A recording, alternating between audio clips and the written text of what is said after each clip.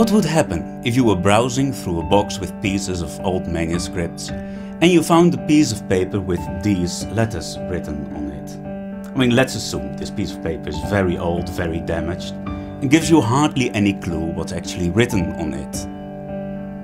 Well, we have the word Jew here, which is quite distinctive, and there is the verb to show, but that's not much to go on. Does the other side of the paper offer any assistance? Well, this might be the phrase, purpose I was born. We seem to have here the end of the word world. Could it perhaps be from the New Testament?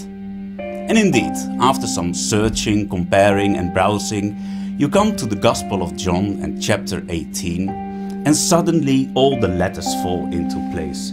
You have a perfectly readable text here. And the same is true for the other side of the paper.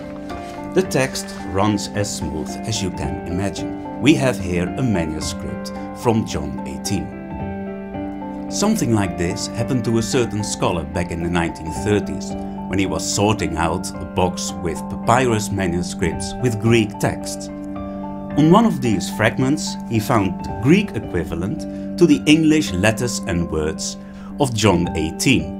On the basis of the handwriting, this fragment was dated to the first half of the 2nd century, and despite the discovery of other old papyrus fragments of the New Testament, this manuscript is still the oldest we know of.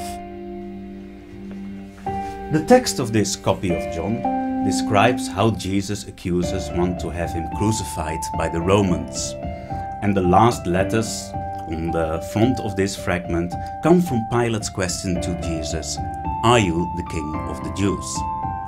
Then there is some text missing further down the page, but the back of our fragment continues the story with Jesus' answer to Pilate.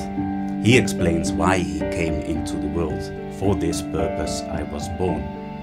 Why did Jesus come? To bear witness to the truth. "Everyone who is of the truth listens to my voice." Jesus puts a question to Pilate. "Are you of the truth or not? Do you listen to my voice or not?" But Pilate doesn't answer. He doesn't get any further than trying to avoid listening to the voice of truth. All he can say is, "What is truth?" Pilate goes back outside, and the last letters on our little fragment come from the Greek word for no. Pilate finds no guilt in Jesus. Isn't it remarkable how Pilate says a true thing about Jesus?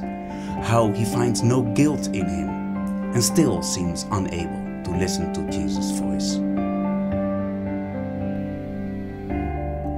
And here the text of our manuscript breaks off. The story of Jesus continues.